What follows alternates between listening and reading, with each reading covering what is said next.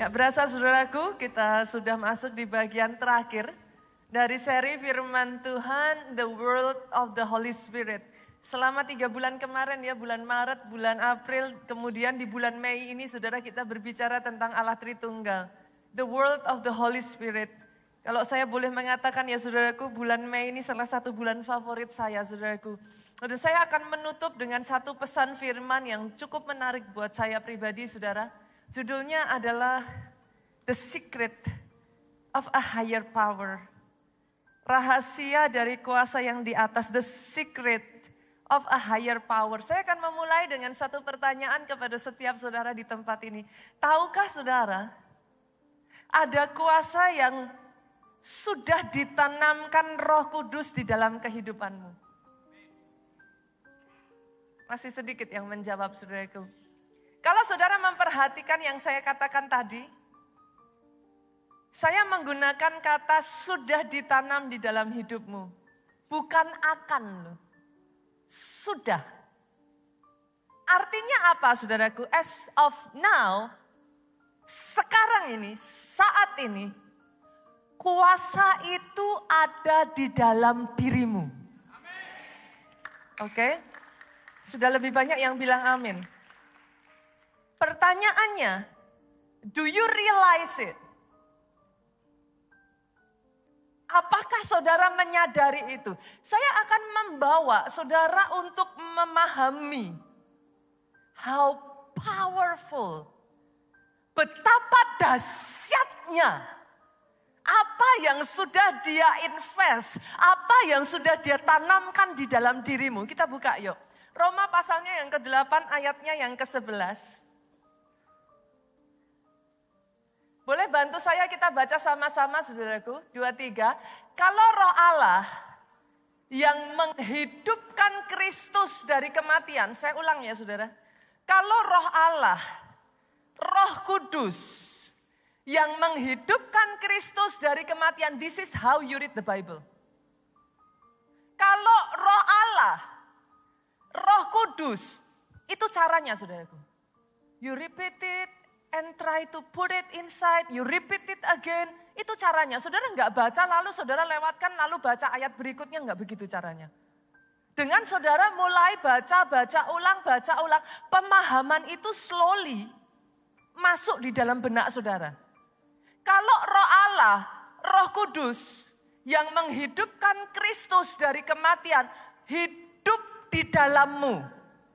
Berapa banyak yang tahu bahwa Roh Allah yaitu Roh Kudus hidup di dalam saudara? Bukankah tubuh saudara adalah bait Roh Kudus?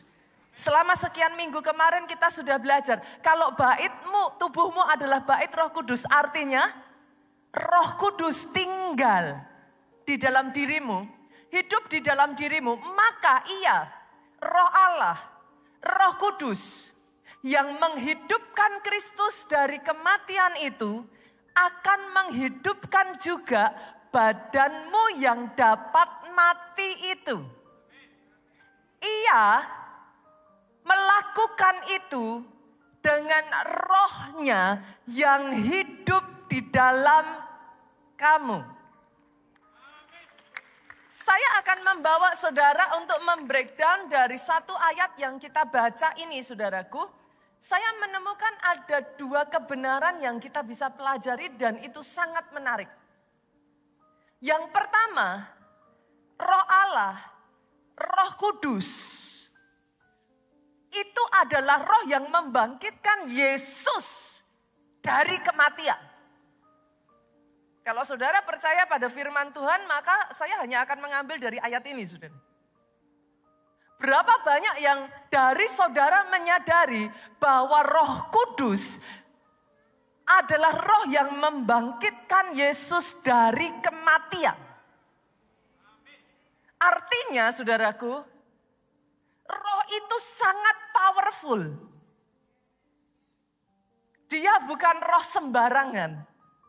Dia adalah roh yang sangat berkuasa. Itu sebabnya roh yang ada di dalam dirimu lebih besar dari roh yang ada di luar dirimu saudaraku. Tangkap itu dan aminnya yang paling keras. Dan kalau dia bisa bisa membangkitkan Yesus dari kematian, the same spirit, roh yang sama itu tinggal di dalam hidupmu.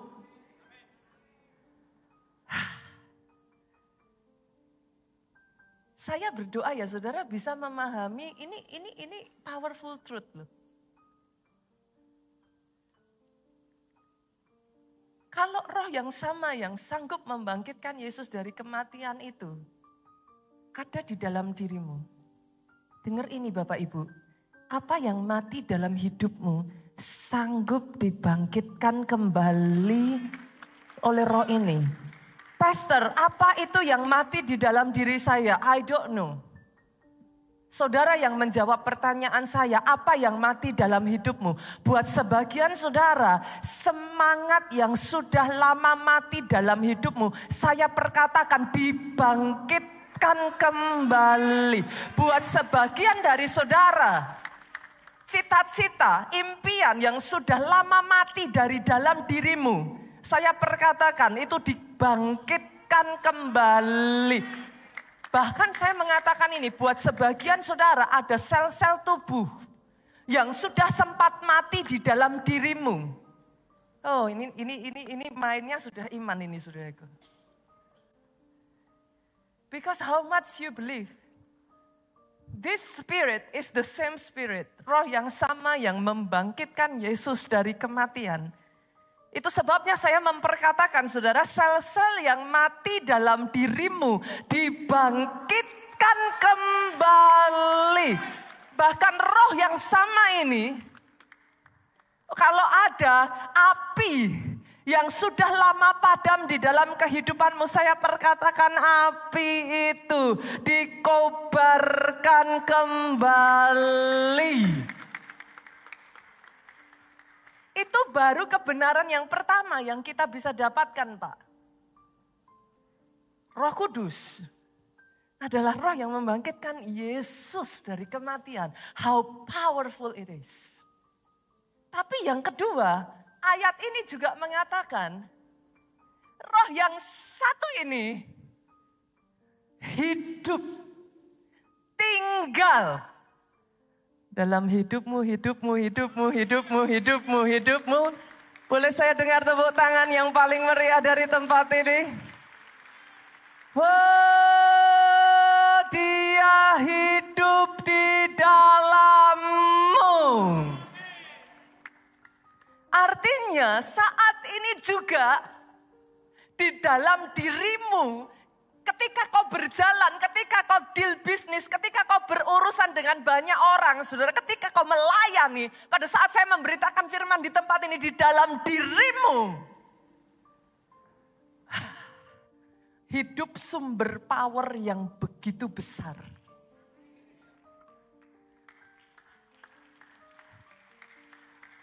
Do you realize it? Sadarkah saudara? Ada negara-negara di dunia ini ya saudara, terlepas mereka adalah negara yang kecil.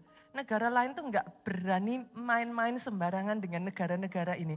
Selama mereka punya teknologi dan kekuatan nuklir di dalam negara itu. Saudara harus tahu, orang Kristen harus tahu. Di dalam dirimu itu tinggal power yang kekuatannya begitu besar. Oh come on. Saya berdoa hari ini kebenaran ini mengubahkan hidupmu. Saya berdoa understanding ini akan membukakan kepada saudara sejak dari hari ini. Engkau tidak lagi hopeless. Kuasa yang tinggal di dalammu itu cukup untuk membalikkan masalahmu.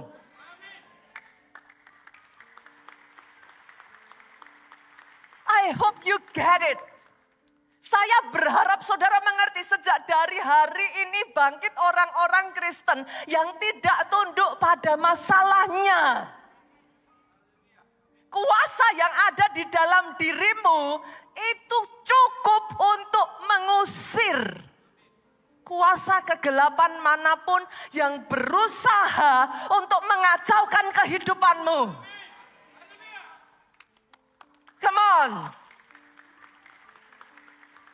I wish you can get it. I wish you understand this. Karena begitu banyak orang Kristen tidak memahami ini. Akhirnya engkau yang harusnya ngusir setan, engkau yang diusir setan. Dari mana ceritanya? Saudara bisa mengerti? Sampai di sini ya saudaraku. Atas landasan yang ini, boleh nggak saya bawa saudara maju lagi? Boleh ya? Wah. Talking about the Holy Spirit ya saudaraku, ini sesuatu yang amazing sekali. Kebenaran yang tidak heran saudaraku, iblis berusaha untuk memelintir, iblis berusaha menutup itu ya. Sehingga senjata yang very powerful yang ada di dalam dirimu, itu mati saudara. Dormant. Betapa menyedihkan saudaraku. Atas dasar pemahaman ini, saya akan membawa saudara, saya akan membagi orang Kristen menjadi 4 jenis. Atas dasar pemahaman ini. Yang pertama adalah orang Kristen yang sama sekali nggak tahu, sama sekali nggak paham, ada kuasa sedahsyat itu yang tinggal di dalam dirinya. Kok bisa, Pastor? Yes, let's say ya saudara, satu kali saudara diberikan hadiah kado, smartphone paling mutakhir dengan teknologi yang paling maju itu diberi kepada saudara. Just because saudara nggak baca, karena saudara nggak mempelajari, smartphone yang begitu dahsyat, yang punya teknologi yang sangat maju, yang harusnya memampukan saudara mengakses so many things. Karena saudara nggak baca, karena saudara nggak paham, smartphone yang begitu hebat, balik-balik lagi kau hanya bisa pakai dia untuk telepon dan chatting. Come on.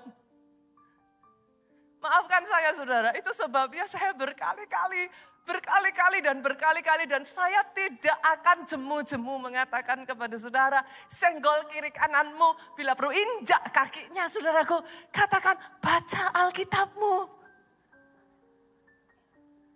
Karena dari mana kau mengerti, dari mana kau tahu, dari mana sama ketika kau beli smartphone saudara, dari mana kau tahu apa yang bisa dilakukan gadget yang kau beli. Saudara have to read the manual. Dari situ saudara baru kayak, oh bisa loh. Oh, saudara mengerti yang saya maksudkan. Dia menitipkan manualnya kepada saudara. Dia menitipkan Alkitab itu. Yes, Alkitab ditulis oleh manusia tapi diilhamkan oleh Allah. Diwahyukan oleh Allah. Dia bukan kitab yang bisa sembarangan kau ubah berdasarkan keadaan masa kini. Gak ada saudaraku. As powerful, sepowerful itu buku yang kau punya. Jadi golongan yang pertama tadi adalah golongan yang pertama yang jenis yang tidak paham, simply nggak paham, nggak ngerti, nggak pernah dengar, nggak pernah mempelajari dan nggak pernah mendalami gitu saudara. Tapi ada yang kedua. Nah, setidaknya buat saudara yang datang hari ini, saudara tidak lagi boleh masuk di yang pertama. Yang mengerti katakan amin. Yang kedua, tahu. Saudara paham ada kuasa yang begitu besar tinggal dalam dirimu. But don't know how to use it. Tapi nggak tahu gimana cara pakainya. Semua yang hadir di tempat ini hari ini saudara sudah mendengarkan dan karena itu saudara nggak boleh lagi masuk ke bagian yang pertama. Yang sepakat katakan amin. Oke, at least saudara sudah masuk ke yang kedua ya. Sekarang saudara udah tahu tuh how powerful it is, kuasa yang ada di dalam dirimu. Tapi masih ada yang nggak tahu cara pakainya. Berapa banyak di sini yang sama? Saudara beli handphone baru, you don't know how. Ya oke pastor, saya udah baca nih, sekarang manualnya bilang bisa. Tapi saya gaptek pastor. Saya nggak tahu itu gimana, installnya dari mana. Nah, saya itu tertarik, saudaraku, ada satu studi, artikel itu yang mengatakan, di zaman Perang Dunia Kedua, saudaraku, ada sangat banyak prajurit yang mereka dibekali dengan senapan. Tapi tahukah saudara, ada sangat banyak prajurit tidak menggunakan senapannya. Jadi mereka perang, artikel itu mengatakan 7 dari 10 prajurit tidak pernah menggunakan senapannya. Hanya 3 dari 10 yang menggunakan senapannya. Dan karenanya sangat banyak prajurit di momen Perang Dunia kemarin kedua, saudaraku, meninggal, tewas, sambil pegang senjata. Saya tahu sebagian dari saudara dengar ini dan kau tertawa. Saudara berkata, kalau mau ngomong, kan gitu saudara. Tapi senjatanya dipegang. Hanya nggak pernah digunakan. Buat saudara yang tertawa. Engkau memegang senjata yang sangat powerful. Do you use it? Do you use it? Karena akan ada banyak orang Kristen yang again and again menanyakan kepada saya, how pastor? How? How? Dan saya nggak punya jawaban lain, saudaraku. Baca Alkitabmu. Se-powerful itu. Di dalam Alkitab itu dijelaskan bagaimana engkau melakukannya. Di dalam Alkitab itu dijelaskan seberapa berkuasanya senjata yang ada di tanganmu. Di dalam Alkitab itu terdapat sangat banyak rahasia kehidupan waiting to be unlocked.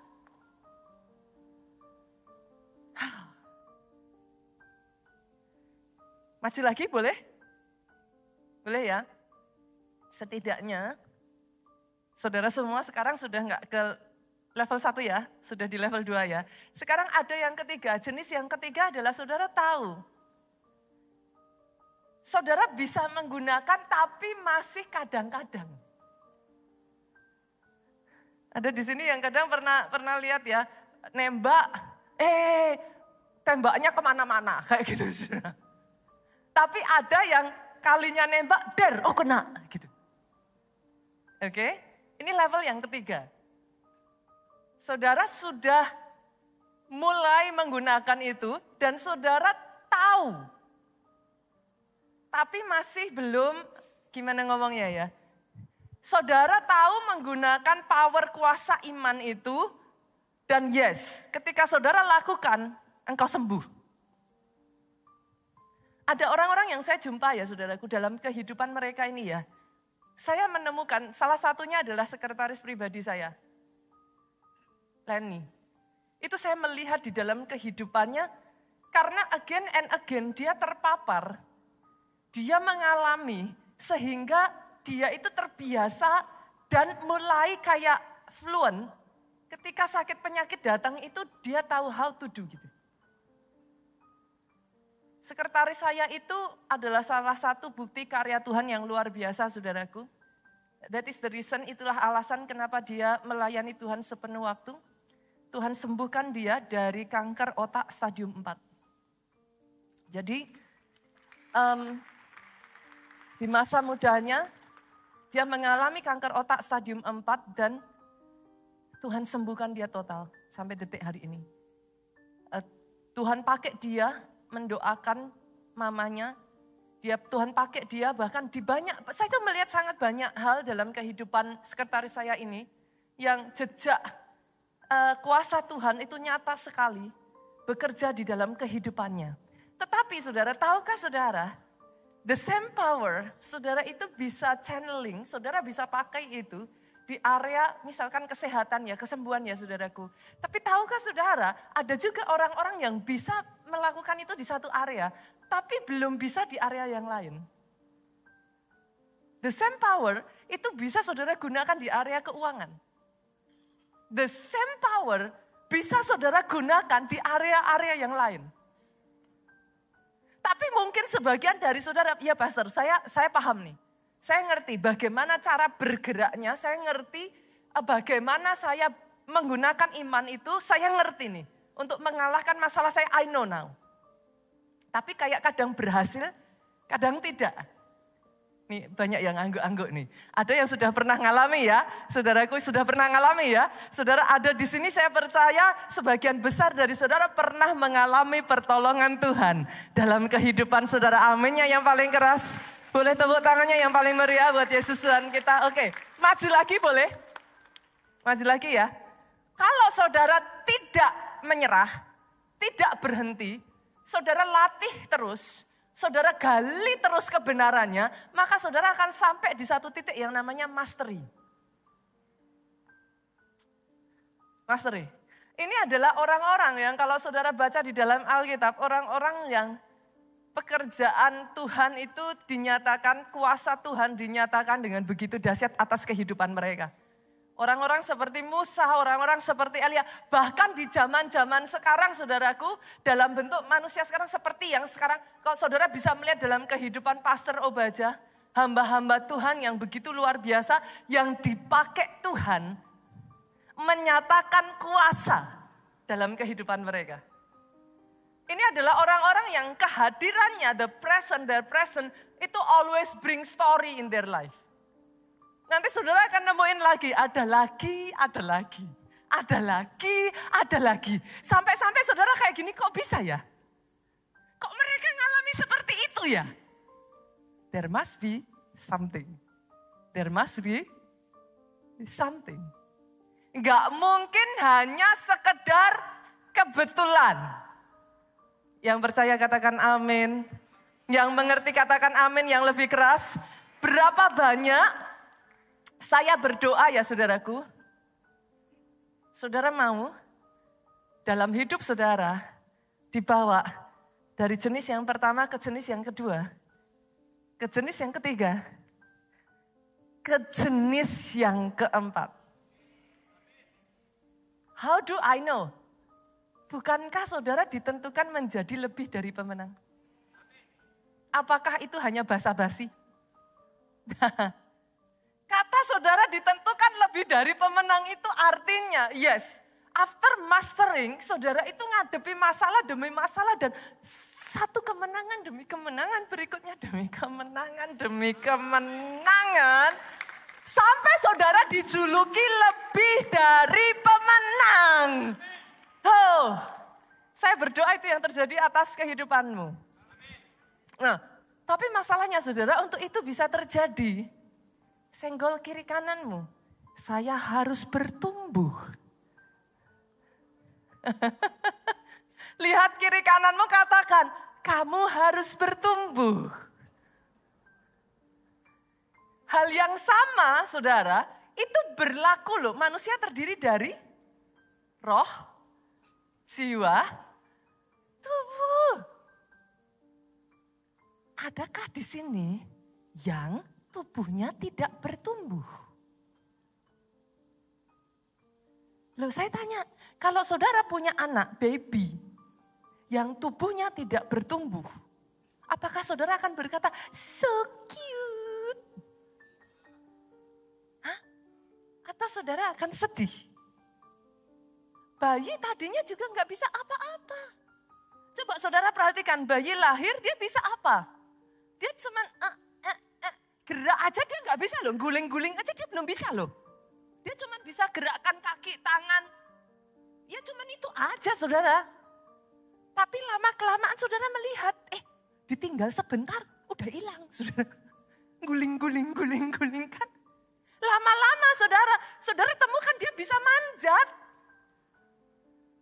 Lama-lama Dia bisa buka kulkas, dia bisa ambil makanan saudara.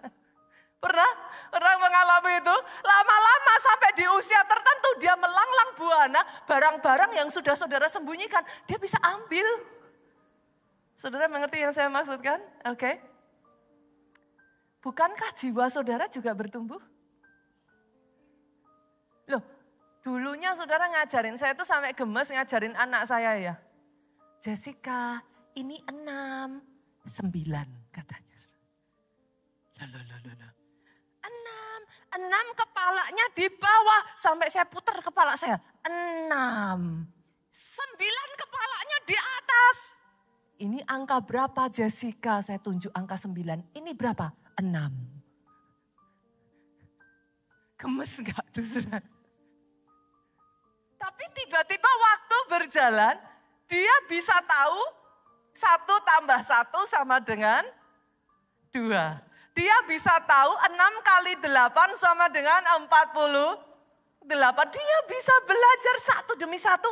Bukankah jiwamu juga bertumbuh? Come on. You are your spirit. Engkau adalah roh yang tinggal di dalam tubuh yang punya jiwa. Kalau tubuh bertumbuh, jiwa bertumbuh, bagaimana dengan roh? Senggol kiri kanan lagi. Aku harus bertumbuh. Aminnya yang paling keras. Tepuk tangannya yang paling meriah. Yang mau bertumbuh. Tepuk tangannya lebih dahsyat lagi buat Yesus Tuhan kita. Ini saya consider saudara semua tepuk tangan loh. Bukan. Berarti mau bertumbuh kan? Kalau enggak ngapain saudara di sini?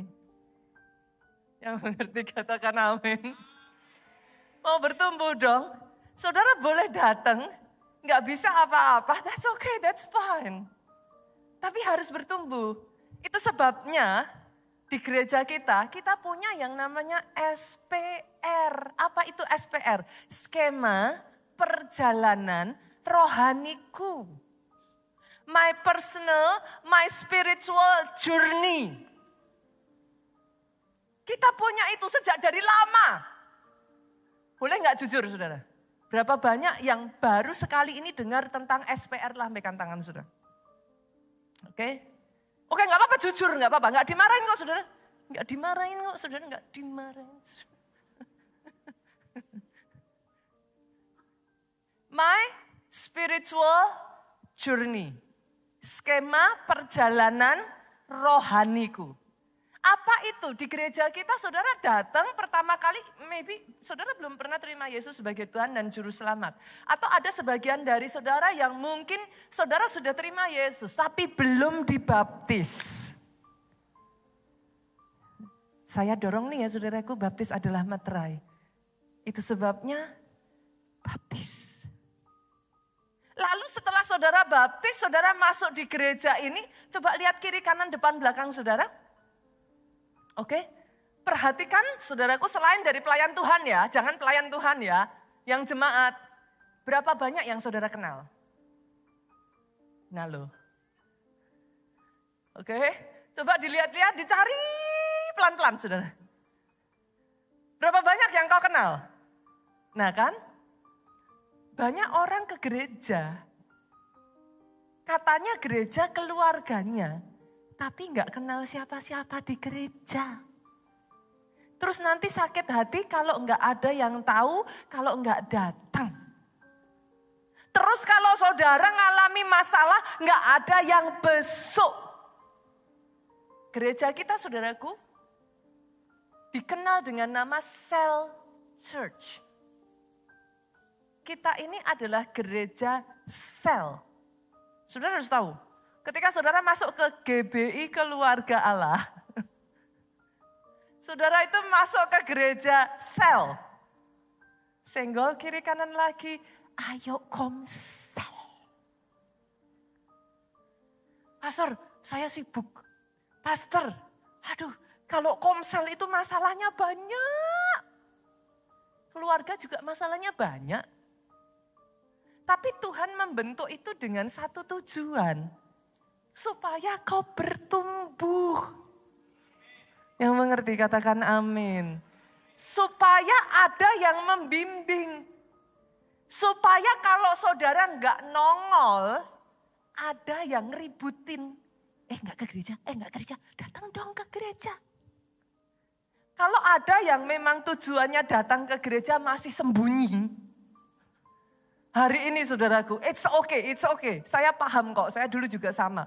Tapi hari ini saya berdoa, yuk nongol yuk, saya di sini pastor. Absen. Saya di sini.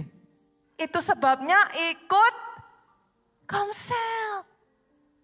Pastornya dicari susah.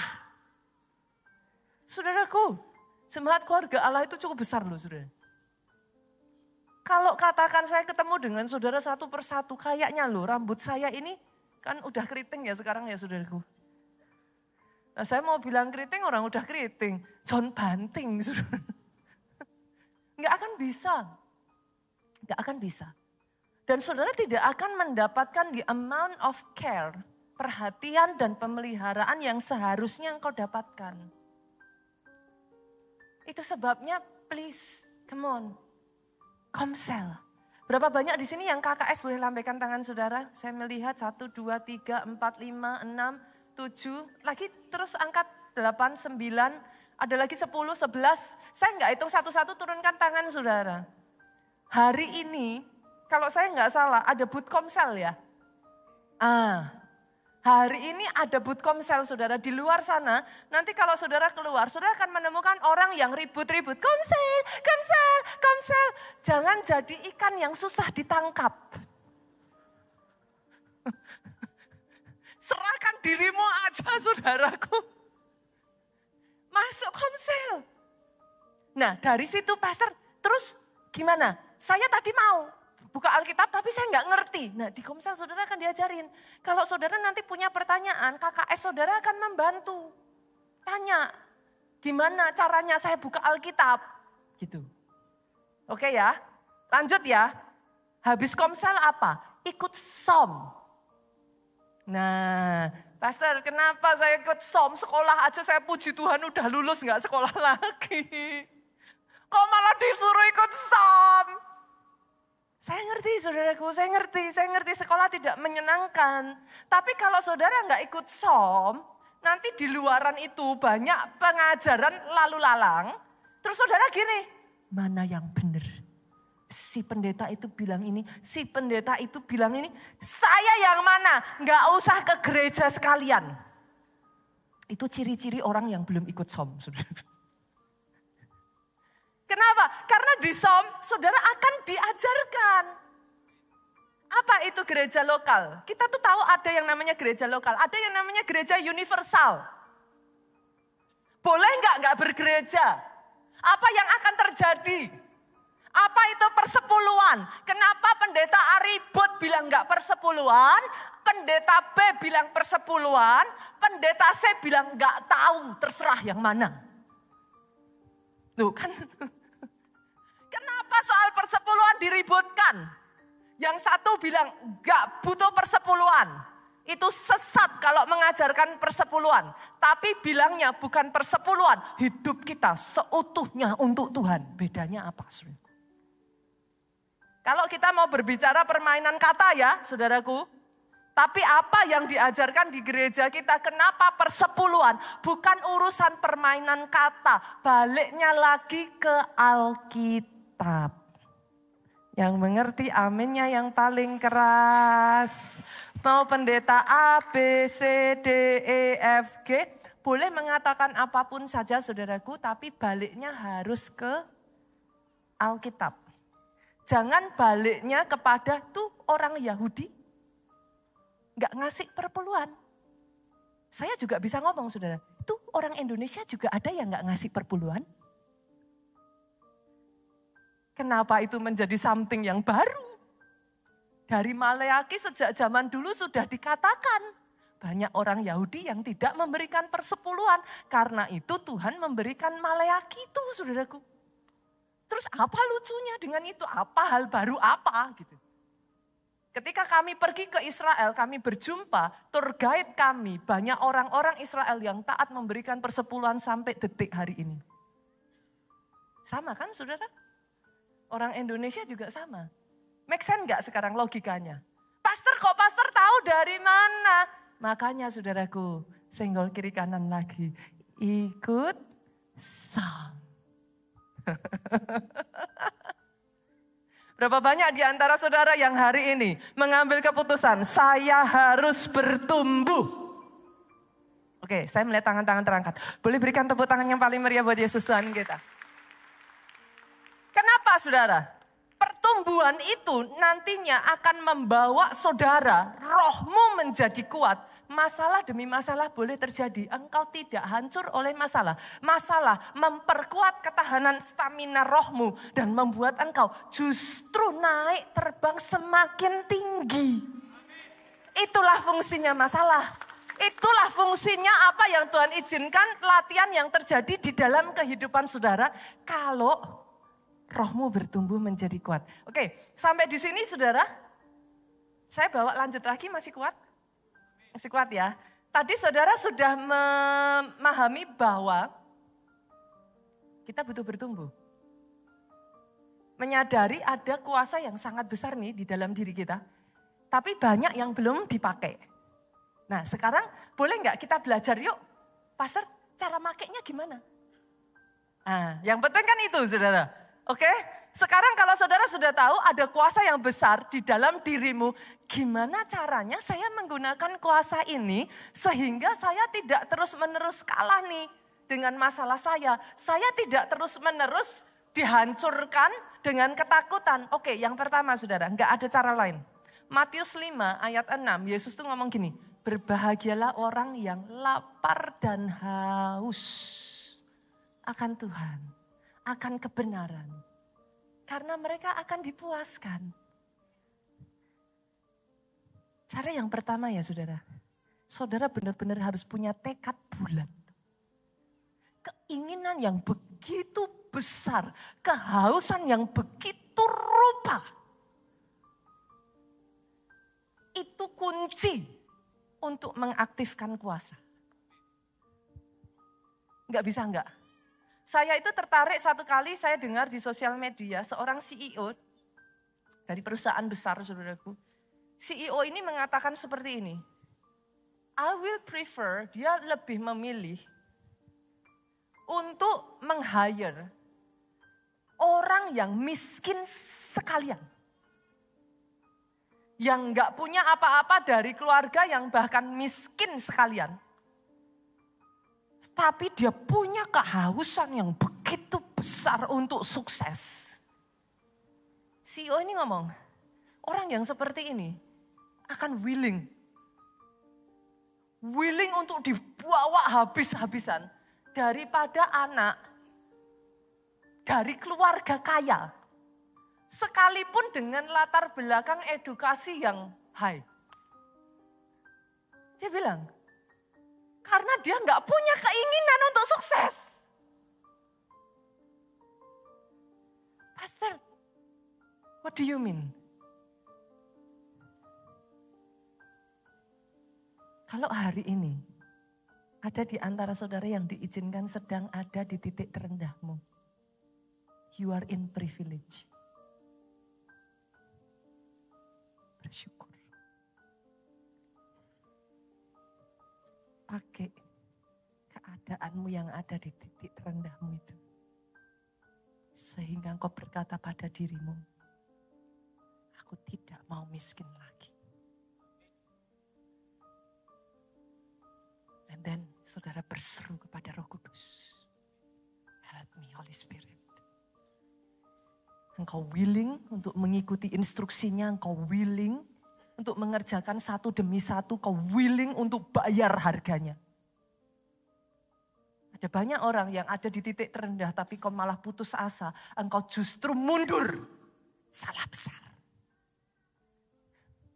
Tahukah saudara, titik terendah, momen terendah dalam hidupmu itu dipakai Tuhan untuk berurusan pribadi dengan engkau. That's what happened in my life. Kalau saya menyadari lagi ya saudara, di titik di mana saya sudah hampir bunuh diri, di titik di mana saya sudah hampir tidak punya pengharapan, sudah tidak tahu lagi apa yang harus saya lakukan. Disitulah Roh Kudus berjumpa dengan saya, disitulah menjadi titik balik saya. Disitulah dia menanamkan keinginan untuk keluar dari keadaan desperate saya. Disitulah dia membangkitkan hidup saya. Kalau ada di antara saudara hari ini, engkau ada di titik yang terendah dalam hidupmu, gunakan keadaan itu untuk membangkitkan kehausan dan kelaparan yang besar. Untuk engkau keluar, engkau berkata pada dirimu, aku tidak mau kalah lagi dengan masalahku. Salah satu orang hebat saudaraku yang kisahnya saya baca, namanya adalah John Gillick. Mungkin saudara nggak banyak dengar nama ini. Ini orang yang amazing sekali. John Gillick, saudara.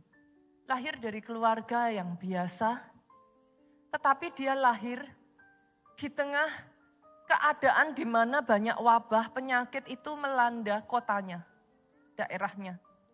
Sampai-sampai saudaranya, keluarganya banyak yang meninggal, maaf saudaraku, meninggal dalam usia sangat muda karena sudah tidak tertolong lagi oleh sakit penyakit yang diderita mereka. Akhirnya saudaraku, John Gillick ini ada di dalam keadaan putus asa. Setiap kali dia harus memakamkan keluarga yang lain, dia memakamkan lagi, air mata menetes, tapi bersamaan dengan air mata itu kemarahan yang sangat besar. What should I do? Di titik itulah saudaraku dia berteriak, Tuhan apakah engkau masih ada? Di tengah keputusasaannya ini saudaraku, sekarang penyakit itu mulai mendekati keluarga intinya, istrinya jatuh sakit. Saudara. Ketakutan yang begitu rupa saudaraku, karena keputusasaan melihat keluarga-keluarga yang lain udah meninggal. Dia tidak tahu apa yang harus dilakukan. Dia mempertanyakan apakah Tuhan masih ada, apakah kuasanya masih sama, apakah Tuhan masih bekerja. Di momen itulah saudaraku, seorang faith healer bernama John Alexander Dowie. Saya nggak tahu saudara pernah baca nggak? Dia ada di dalam The Generals, saudaraku. Kisah yang luar biasa, orang ini nih orang yang amazing sekali. Namanya adalah John Alexander Dowie, saudara. Mengadakan KKR, kesembuhan ilahi di kotanya. Mereka adalah termasuk keluarga yang datang dan istrinya disembuhkan. Pada saat dia melihat istrinya disembuhkan, pengharapan itu bangkit kembali dalam hidupnya. Itu sebabnya saudaraku, saudara yang kemarin datang selama KKR 10 hari dan engkau mengalami pengalaman bersama dengan Tuhan, engkau disembuhkan, engkau mengalami perjumpaan dengan Tuhan, apapun itu saudaraku, saksikan. Karena satu kesaksian membangkitkan iman orang-orang yang mungkin sudah hampir padam. Dia melihat istrinya sembuh dan sejak dari hari itu dia berkata, Tuhan masih ada. I just don't know how. Di situ selama KKR diadakan, dia mempelajari apa yang dilakukan oleh John Alexander Dowie. Dia terus mengikuti, dia cari, dia kejar, dia bayar harga melampaui orang-orang yang lain. Masalahnya banyak orang mau diangkat naik tapi enggak mau bayar harga. Banyak orang mau sukses tapi enggak mau repot. Banyak orang maunya diangkat, diberkati Tuhan, tapi enggak mau kerja keras. Banyak sekali alasannya. Saya pernah ya satu kali ya saudaraku menolong satu orang yang tidak punya pekerjaan. Saya merasa tergerak, saya kasihan saudaraku. Saya tawarkan pekerjaan kepada orang ini. Tahukah saudara apa jawabannya? Berapa gajinya? Saya sebut gajinya sekian. Apa yang harus saya lakukan? Pekerjaannya ini. Repot. Enggak worth it. Lebih baik saya dalam keadaan saya sekarang ini banyak yang nolong saya kok. Sorry ya saudaraku. Saya deal dengan banyak orang seperti ini. I don't know how to say it. Tapi banyak orang mau dibawa besar tapi nggak mau bayar harga. Maunya instan, maunya cepat. John G. Lake ini yang saya takjub saudaraku. Terlepas dari keadaannya, dia bayar harga, dia berpuasa, dia berjuang mati-matian, dia pelajari. Kemanapun John Alexander Dowie ini mengadakan KKR, dia ikuti. Dia punya kehausan dan kelaparan yang begitu besar.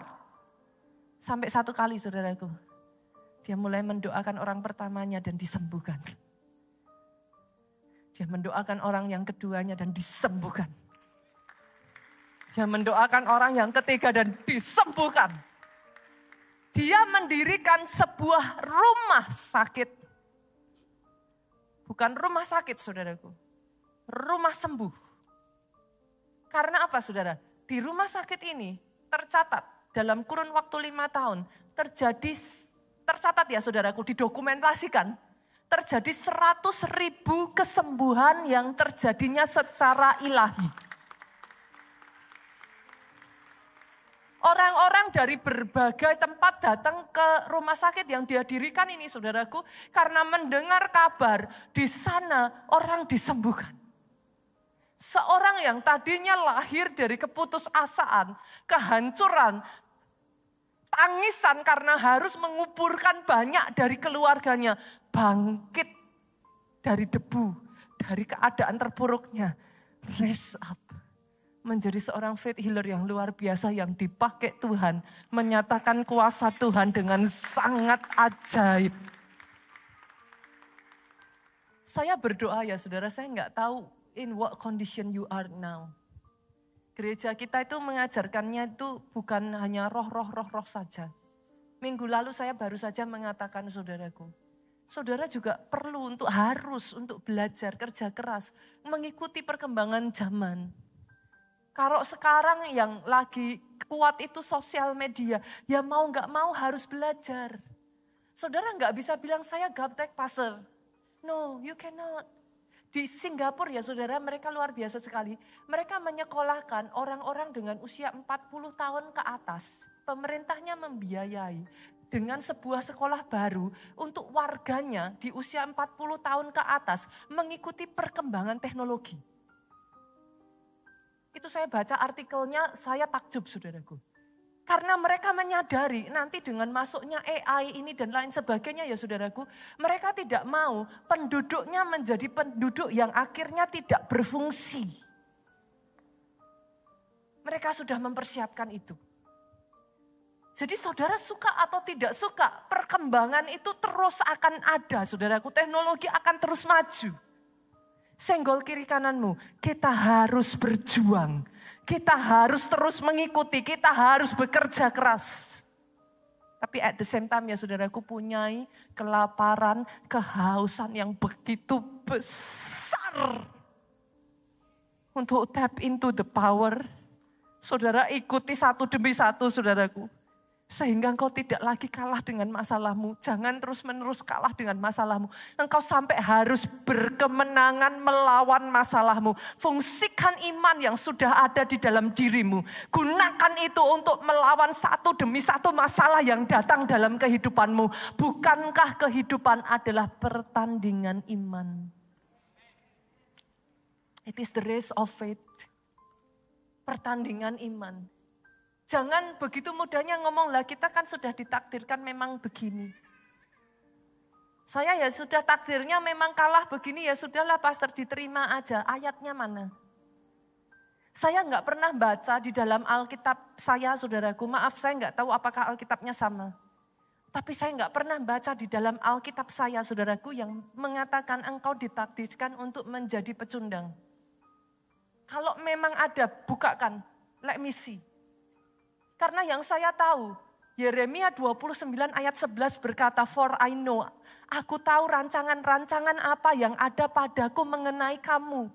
Certainly bukan rancangan yang mendatangkan kecelakaan, tetapi rancangan yang mendatangkan hari depan yang penuh dengan harapan. That I know.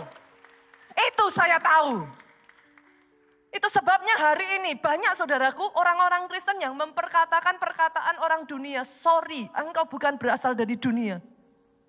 Engkau berasal dari atas. Bahasamu harus bahasa yang dari atas. Engkau akan terus naik dan tidak turun.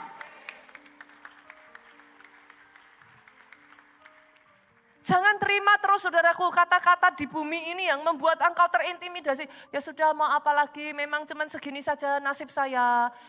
Saya memang lahir dari keluarga kecil. Nasib saya memang begini pastor. Mau diapa-apain juga nggak bisa. Mana ayatnya? Maaf ya saudaraku. Karena once again saudara baliknya lagi Alkitab. Itu sebabnya saya again and again terus berkata. Baca yuk. Baca. Di dalam buku itu ada rencananya tentang engkau. Yang kedua ya saudara, yang kedua ya. Waktu saya terus berjalan. Yang kedua, bagaimana saudara bisa mengaktifkan power yang sudah ada dalam dirimu. Bahwa power itu sudah ada no doubt. Power itu luar biasa no doubt. Tinggal diaktifkan atau tidak. Yang kedua yuk saudara, iman yang 99% saja tidak akan cukup. Harus sampai imannya 100%. Baru kuasa itu bekerja. Nah sekarang muncul pertanyaan, iman 100% itu kayak apa pastor? Gitu kan? Oke, kita buka dulu ya. Matius 17 ayat 15 sampai 16. Kita lihat. Satu kali saudaraku ada seorang bapak datang. Tuhan kasihani anakku, ia sakit ayan. Dan sangat menderita. Saya butuh saudara untuk melihat ya, memperhatikan dan nanti saudara akan menemukan. Di dalam Alkitab kalau saudara bacanya nggak cepat-cepat, akan ada detail-detail yang akan membuat saudara seharusnya bertanya-tanya gitu. Contoh ini ya, saudara sakit ayan dan sangat menderita, tapi kok bawahnya ditulis, ia sering jatuh ke dalam api dan juga sering ke dalam air. Loh, lah kok gitu?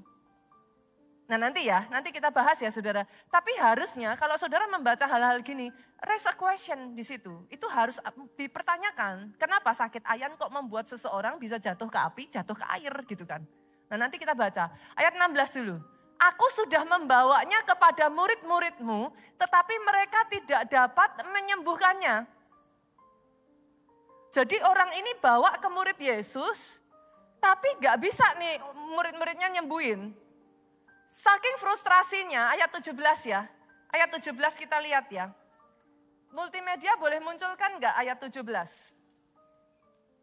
Dari ayat 17 ini saudara bisa menemukan murid-murid seperti yang tadi awalnya mereka juga kayak belum selalu bisa menggunakan gitu. Ayat 17 ngomong gini, kemudian murid-murid Yesus datang dan ketika mereka sendirian dengan dia, mereka bertanya, mengapa kami tidak dapat mengusir setan itu? Sedangkan Yesus memerintahkan saudaraku dan anak itu sembuh. Boleh nggak saya ajak saudara masuk ke dalam pola pikir dari cerita ini ya? Supaya saudara bisa memahami, kok bisa murid-murid sudah bisa nyembuhin yang lain tetapi kok kasus yang ini nggak bisa? Dan saudara menemukan keanehan di sana. Katanya sakit ayan. Tapi sering menjatuhkan diri ke api. Sering menjatuhkan diri ke air. Masuk akal enggak? Kan kayak enggak masuk akal ya. Dalam bahasa Inggrisnya ditulis itu bukan sakit ayan saudara. Dalam bahasa Inggrisnya ditulisnya tuh lunatic. What is lunatic? Lunatic itu kalau saudara lihat di Google Translate, maka saudara akan menemukan gila. Jadi ini bukan hanya kejang biasa, tetapi lunatic. Sehingga masuk akal ya sekarang ya. Masuk akal ya, dia sering menjatuhkan dirinya di api, dia sering menjatuhkan dirinya di air. Boleh nggak saudara saya bawa dalam sebuah skenario seperti ini. Muridnya mungkin sudah pernah menyembuhkan beberapa jenis sakit penyakit yang lain. Tapi waktu ngelihat yang ini, dia ngeper. Oke. Saya bawa ke dunia sekarang ya. Pernah nggak saudara ketemu orang, ini para pelayan Tuhan khususnya. saudara doain dan saudara bisa bilang gini, sembuh. Sembuh. Tapi kadang saudara jumpa orang-orang tertentu, saudara gini, apa bisa ya? Ini kayaknya udah waktunya deh ini. Saudara ngerti yang saya maksudkan? Nangkap ya, nangkap ya. Nah, Yesus ketika ditanya sama muridnya, kenapa kami nggak bisa? Lihat ayat 20, apa jawaban Yesus? Yesus ngomong kayak gini saudara, cantik sekali ayat ini. Yesus ngomong kayak gini, ia berkata kepada mereka, karena kamu kurang percaya. Saya tanya nih sekarang, kurang percaya itu percaya atau enggak? Percaya, tapi kurang. Make sense ya? Coba ya. Kurang percaya itu sudah percaya belum? Percaya, tapi kurang. Dapat ya? Dapat ya saudara? Oke, berarti dalam kasusnya ini mereka nggak bisa menyembuhkan kalau hanya percaya saja tapi kurang. Berarti boleh dong saya bilang, percaya tapi kurang 1%, 2%, 3%, 4%, 5%, 50%, nggak bisa. Betul ya? Betul ya? Dari ayat ini saya mengambil berarti harus percaya 100%. Nah sekarang di breakdown, jangan amin dulu Bapak Ibu. Saya perkatakan ini, setiap kali baca Alkitab selalu raise question. Harus punya pertanyaan, kalau gitu percaya yang 100% itu yang kayak apa? Saudara mengerti yang saya maksudkan? Kan tadi katanya muridnya udah percaya, tapi karena kurang percayanya nggak jadi. Lah sekarang kan kita belajar dong, kalau gitu percaya yang tadi itu mesti gimana? 100% itu kayak apa? Lanjut ya, ayat ini ngomong gini. Sebab aku berkata kepadamu, sesungguhnya sekiranya kamu mempunyai iman sebesar biji sesawi saja. Nah ini yang jangan salah ya saudara. Iman sebesar biji sesawi. Artinya banyak orang Kristen mengartikan ini salah. Oh pastor berarti iman kecil aja bisa. Biji sesawi kan kecil. No. Saudara harus tahu, iman biji sesawi itu bukan iman kecil.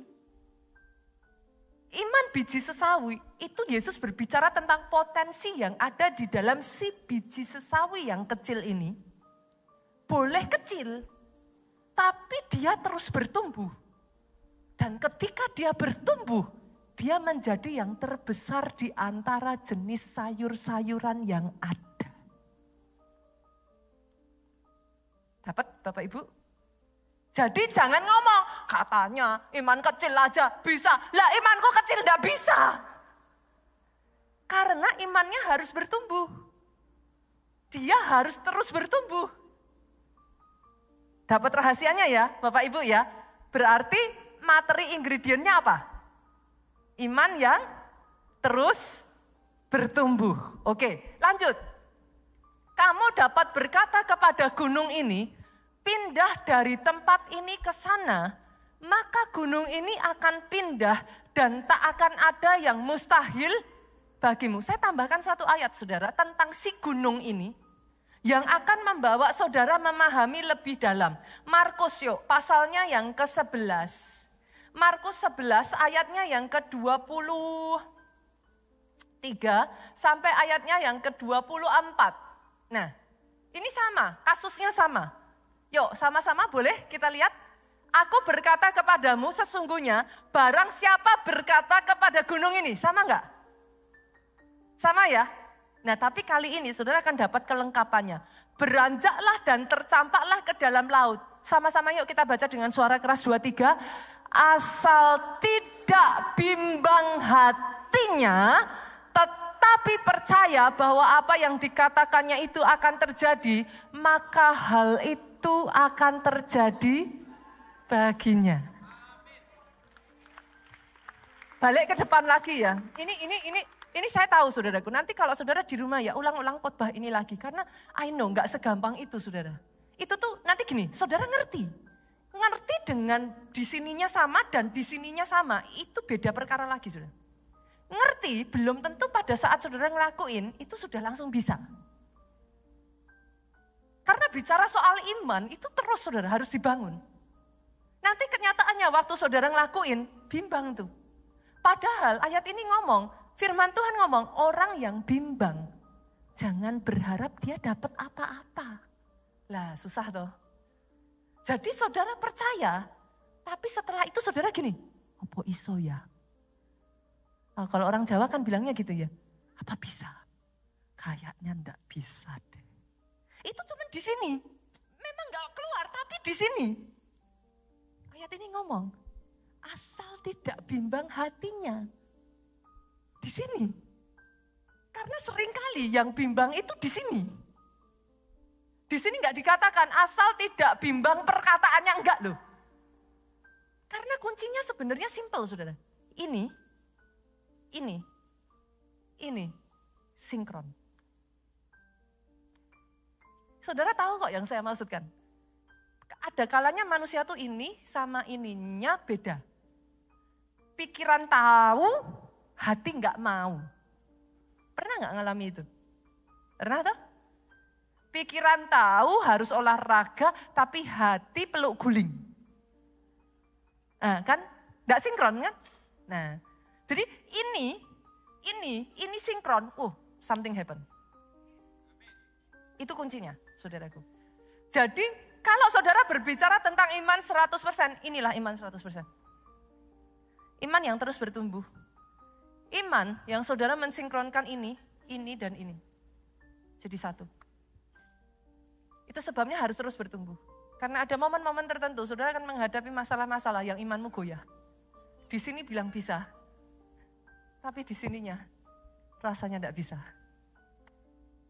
Saudara sudah nangkap ya? Lanjut lagi boleh? Yang ketiga ya, yang terakhir ya, saya akan tutup dengan ini. Masalahnya lagi saudaraku, nah yang tiga ini yang paling tantangan. Kuasa di tahap tertentu hanya bisa ditempa melalui kesabaran. Ini paling tantangan saudara. Hanya bisa ditempa sekelas Abraham pun ya saudara. Dia sudah tahu. Saudara mungkin bilang, pastor doa saya udah bener nih, saya udah iman nih, tapi belum terjadi kenapa? Boleh ya, dibuka yuk, kita lihat. Kenapa Abraham menerima janji? Lihat ini saudara, ini banyak orang itu enggak memperhatikan sisi yang ini. Ibrani 6 ayat yang ke-15 yuk. Abraham menanti dengan sabar. Ini paling enggak nyenengin saudara. Dan dengan demikian ia memperoleh apa yang dijanjikan kepadanya. Ini paling nyebeli. Poin yang ketiga ini, saudara sudah ngelakuin, engkau sudah bayar harganya, engkau sudah terus bertekun, engkau imanmu udah nyampe. Tapi kok belum terjadi ya? Karena segala sesuatu itu indah in its time. Saudara mau paksa ayam, telurnya bisa menetas, kalau belum waktunya juga tidak akan bisa. Yang bisa dilakukan si induk ayam adalah dia terus melakukan yang benar, yaitu mengerami telurnya. Di tengah dia melakukan yang benar dan itu telur belum menetas, induknya ngomong, bosan. Firman Tuhan, mana janji Tuhan, kenyataannya belum terjadi. Kayak si induk ayam tadi, dia bosan. Padahal sudah benar, yang dia lakukan sudah benar. Tapi belum waktunya, nah itu.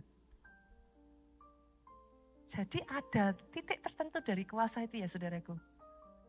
You need to be patient. Sabar. Nanti kalau sudah waktunya, nggak bisa loh, sudah waktunya pun telur itu nggak dierami, bisa nggak? Nggak bisa. Dia akan jadi telur ceplok. Loh coba aja saudara. Kan kalau saudara nggak arami kan harus dikasih panas. Kalau enggak bisa. dia akan jadi telur ceplok itu tadi. Jadi kalau toh saudara sudah melakukan semua bagian saudara dan engkau belum melihatnya, bagian yang ketiga ini saya hanya bisa mengatakan kepada saudara, be patient. Terus kerjakan yang baik. Karena itu juga yang terjadi dengan sekelas Abraham. Itu juga yang terjadi dengan sekelas Elia. Waktu dia berdoa, hujan turun. Saya tanya, hujan langsung turun enggak? Sampai berapa kali tuh dia suruh bujangnya naik, turun, naik, turun, naik, turun. Nah, kali ke-7 itu baru awan setelapak tangan loh. Bapak Ibu, boleh enggak yuk kita terus bertumbuh yuk. Perjalananmu mengikut Kristus, iman kekristenan itu jadi menarik. Itu bukan hanya sekedar kau seminggu sekali ke gereja. Itu bukan hanya sekedar kau sibuk melayani. No, saya berdoa ya para pelayan Tuhan di tempat ini ya bahkan ya. Jangan karena saudara berpikir kau sibuk setiap minggu kau datang lebih awal, kau melayani apapun, drummer apapun ya. Tapi engkau tidak bertumbuh secara rohani. Percuma. Pelayanan adalah luapan dari kau mengasihi Tuhanmu and want to do something for God. Tapi banyak orang sebagai pengkhotbah pun, sebagai pelayan pun tidak bertumbuh, jatuh. Saudara tidak bisa, berarti yang main drum itu lebih rohani dari yang main keyboard. Karena mukulnya lebih kencang, tidak bisa gitu. Berarti yang WL, pembicara itu lebih tinggi daripada WL, nggak bisa gitu. Itu tuh perjalanan, a journey with God. Mau saudara pembicara, seperti saya pun ya saudaraku, seorang pembicara, WL, singer, usher, apapun, leader di sini, KKS. Kalau rohanimu tidak bertumbuh, tunggu waktu saja kok nanti pasti akan hilang. Itu ngerinya saudara. Yang mengerti aminnya yang paling keras. Yang mau bertumbuh boleh lambaikan tangan. Yuk bangkit berdiri, saya undang pemain musik boleh maju ke depan. Saudaraku, boleh enggak karena itu saudara, saya berdoa kepada saudara untuk saudara. Teruslah bertumbuh. Oke? Jangan bosan tiap minggu ke gereja ya. Dan jangan hanya ke gereja tiap minggu. Catat, kalau saya boleh minta, nanti seharian, dari Senin sampai Minggu lagi, Bapak Ibu tulis tuh, apa yang kau sudah berhasil terapkan dalam kehidupanmu sehari-hari. It will be a journey. Nanti kalau saudara sedang mengalami masalah, terus gagal, pastor lah terus kalau saya gagal gimana? Enggak apa-apa, tulis aja, ups, gagal kali ini. Tapi jangan menyerah, kerjakan lagi, jalankan lagi. Baca terus Alkitab saudara. Kenapa? Dicari gagalnya karena apa? Oh kali ini nggak nyampe nih, bimbang nih, goyah nih. Gagalnya kenapa? Oh dengerin perkataan orang. Orang ngomong negatif terus, masuk di hati saya goyang. Gagalnya karena apa? Oh karena ngelihat di depan mata masalahnya udah lebih besar. Tahukah saudara sampai di titik tertentu iman itu harus menulikan telinga dari semua perkataan negatif orang di sekeliling saudara. Iman itu harus membutakan mata saudara dari kenyataan hidup yang ada di depan saudara. Iman itu harus meneguhkan hati dari ups and down yang kenyataannya saudara lihat di depan mata. Dan go terus. Regardless dari apa yang ada terjadi di sekeliling saudara, mulut ini berkata, terima kasih Tuhan, aku terima kesembuhan yang dari Engkau. Terima kasih Tuhan, pertolongan-Mu tepat pada waktunya.